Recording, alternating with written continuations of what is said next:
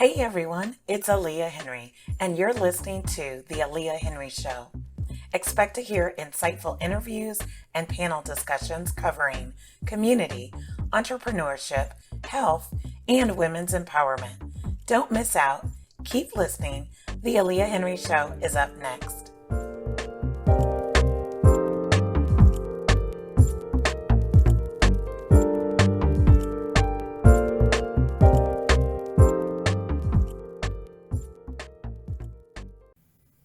Tonya Thomas built her company helping busy entrepreneurs strategize their day-to-day operations, implement efficient processes, and provide top-notch administrative services. Let's take a deep dive into her 18-year journey into entrepreneurship, building Team Delegate, a virtual assistant company. Don't go anywhere. The Aliah Henry Show is up next. Well, Tonya, it is such a pleasure to have you in the studio today. I know we met. Did we meet at the Women of Innovation Summit? We did, and it's getting ready to happen again. Right, exactly. That time went by fast. That's so exciting. Well, of course, it was a pleasure to meet you then, and then of course keeping in touch. And so I'm excited to have you here today. As an entrepreneur, for me, I know it is very difficult to keep everything together. Right. Talk and share a little bit about Team Delegate and what you've been doing with Team Delegate. Well, Team Delegate, of course, is a virtual assistant company. We work with entrepreneurs and small business owners to provide them, I like to say, with the extra space and freedom to work in their zone of genius, giving them the time to be able to coach if it's a coach, speak if they speak. And so we just provide that extra administrative support that they need, things that they shouldn't be personally handling and doing, to allow them to focus their attention elsewhere in their business so that it grows. Mm-hmm. And so when you started, 18 plus years ago, did you initially think that this would be the path? Like, have you always been excited about the support service base for a business? Yes, but 18 years ago, this was not even a thought, not this model. Yeah. When I started it then, it was more a lifestyle business for myself. I was just starting my family. My oldest son, I think, was like maybe 2 years old then, and I wanted something to allow me the flexibility to be there for him as he was, growing and things like that. So it started out just being myself as a virtual assistant. Talk about how you've been able to scale and grow the business. That part was challenging. Okay.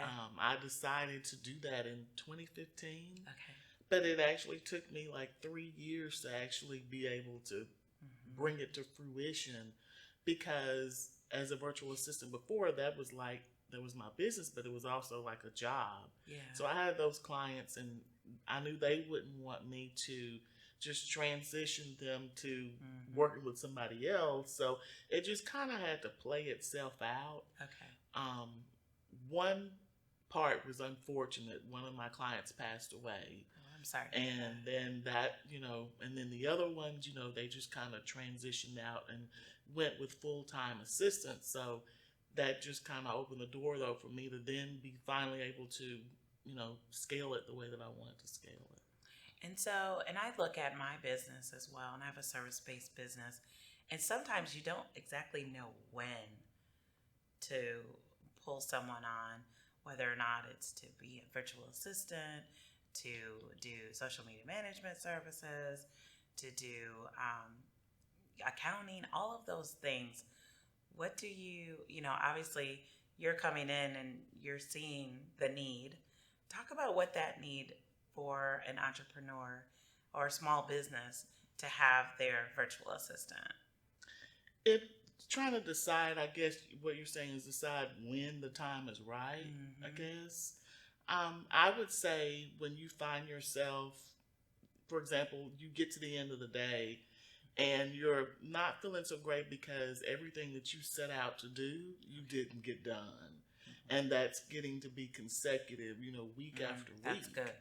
And, at that point, you do need to evaluate and think, what's going on.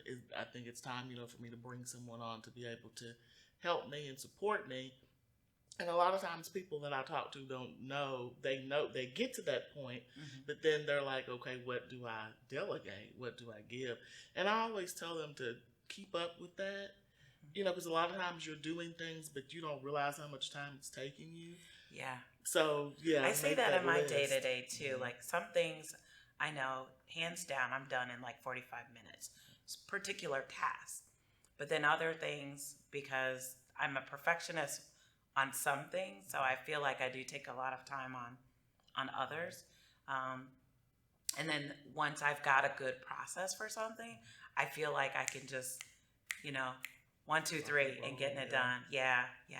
But it's still challenging. It's very challenging. What would you say some of the lessons in entrepreneurship that you've had that you'd like to share with us? For one, never stop growing, never stop learning, and don't get so caught up into working in your business that you don't work on it. I did have that happen to me as well when I was a solo entrepreneur, just totally working in the business and not necessarily taking the time to work on it. And I think sometimes, a lot of times, we can just subconsciously get caught up in doing that, and that's a big thing there. Because if you're not growing, then you're dying. Yeah, I know one of the things that, and I've heard that concept before. Make sure you working on the business. And one of the things that I know I did for this year for me to ensure that I did it is I actually scheduled the time on the calendar, because I felt too.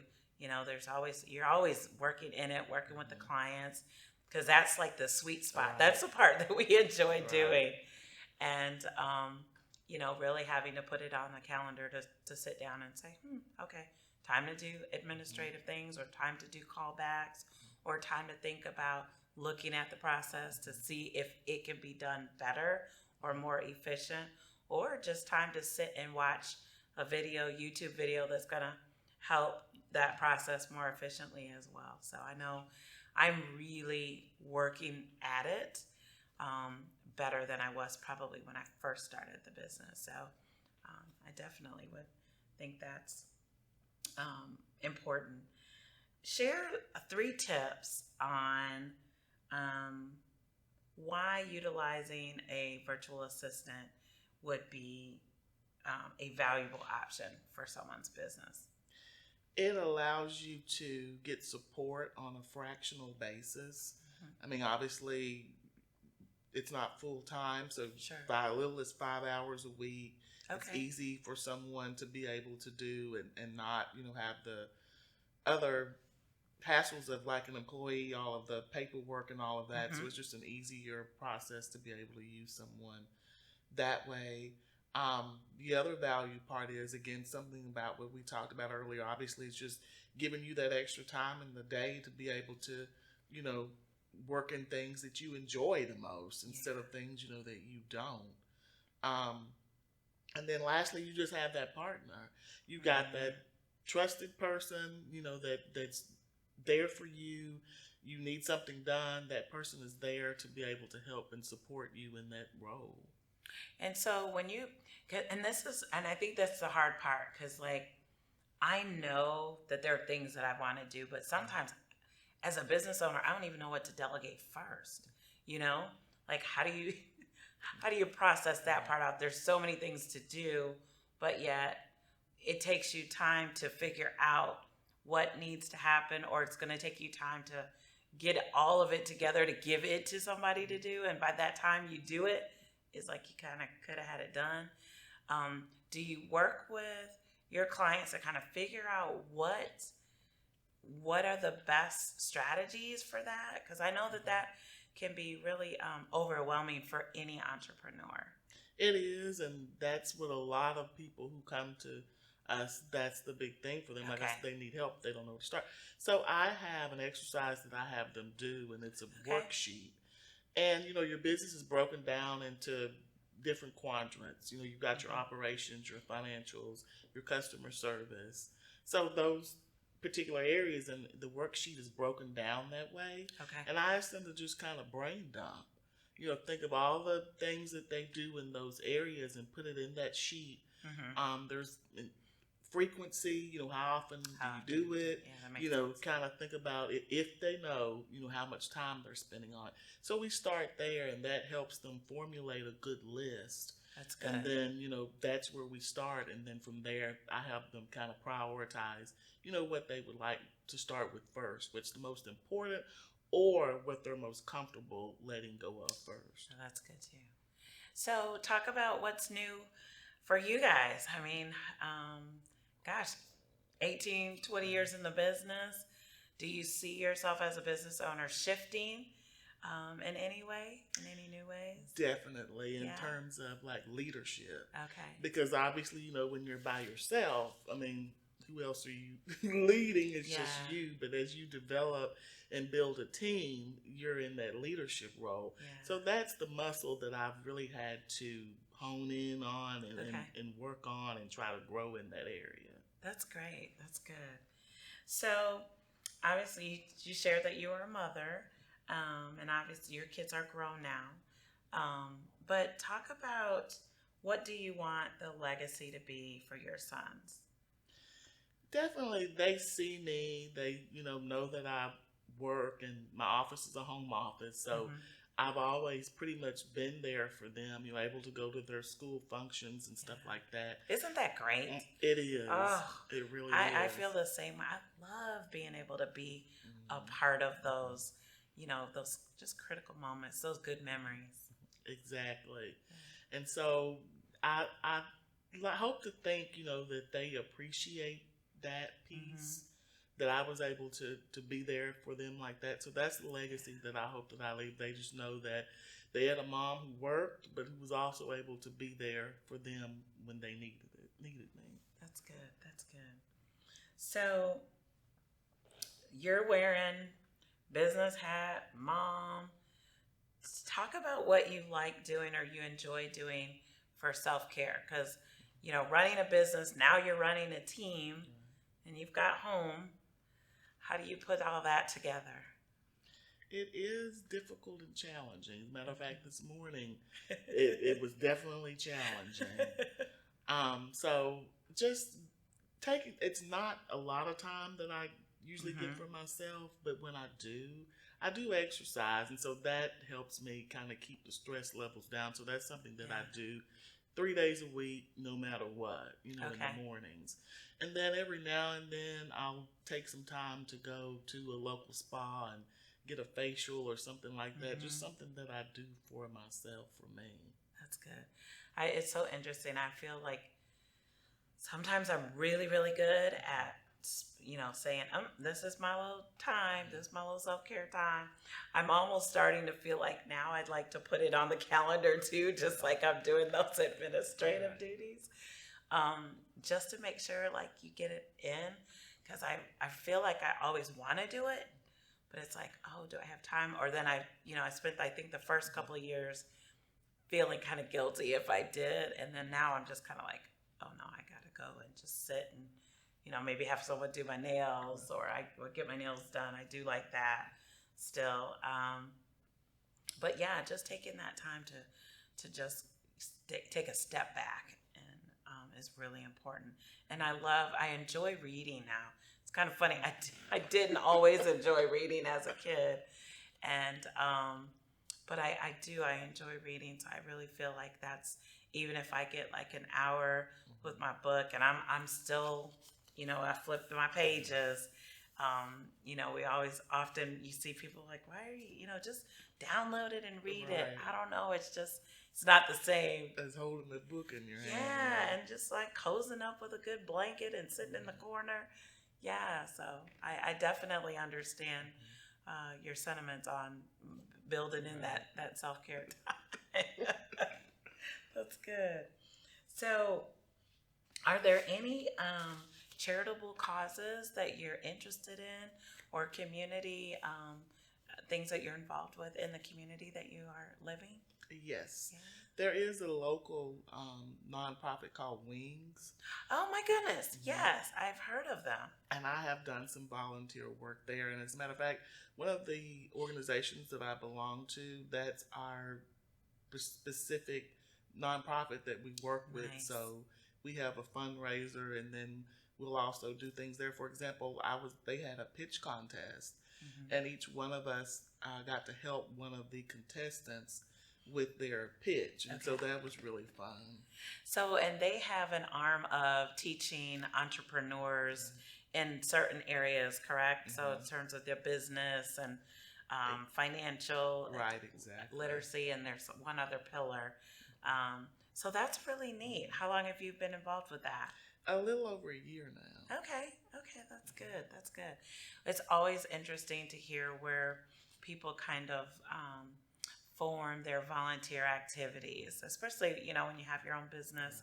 Sometimes when you're with and I remember being at corporate, you know, they kind of just say, okay, these are the initiatives that we're going to be a part of. So sometimes if you have another initiative that you love, you kind of have to do a few things that are kind of out there. That's good.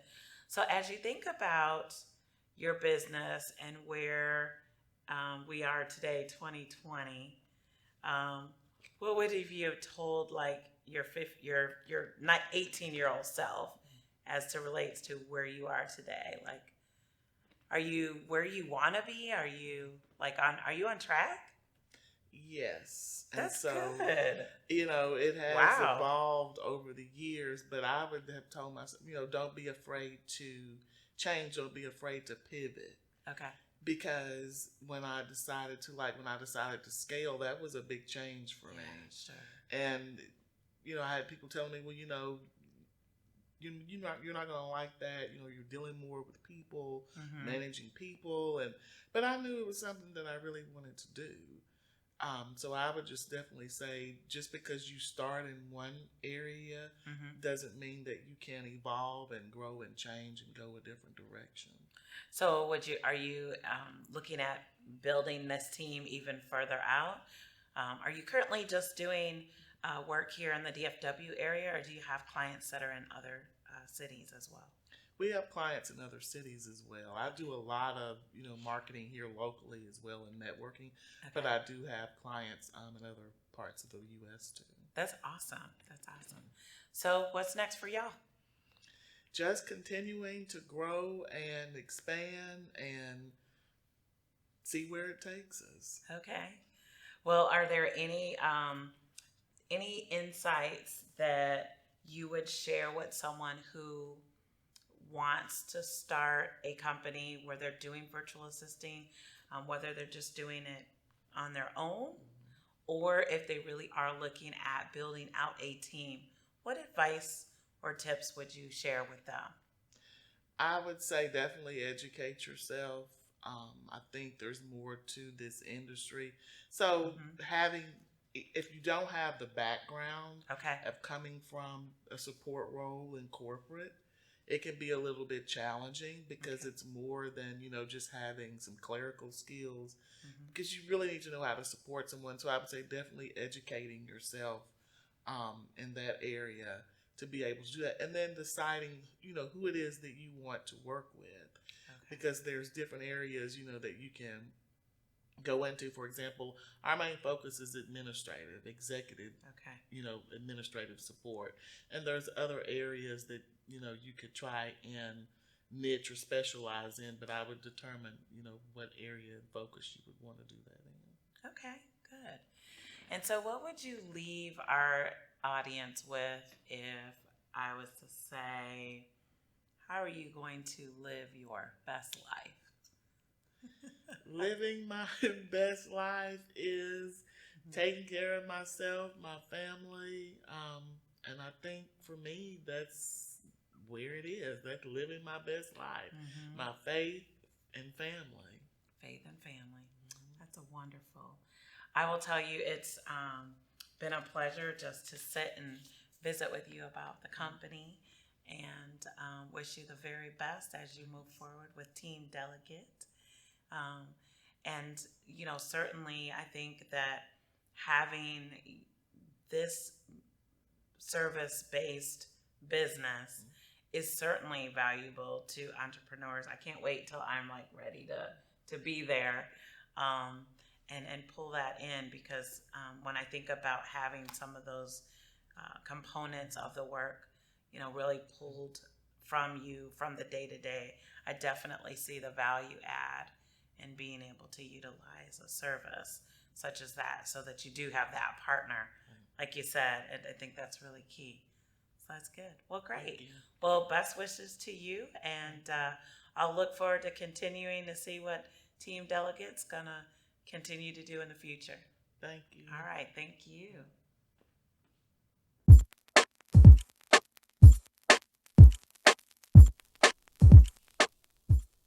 Thank you for listening to the Aliah Henry Show. Remember, be bold enough to use your voice, brave enough to listen to your heart, and strong enough to live the life you've always imagined. See you next time.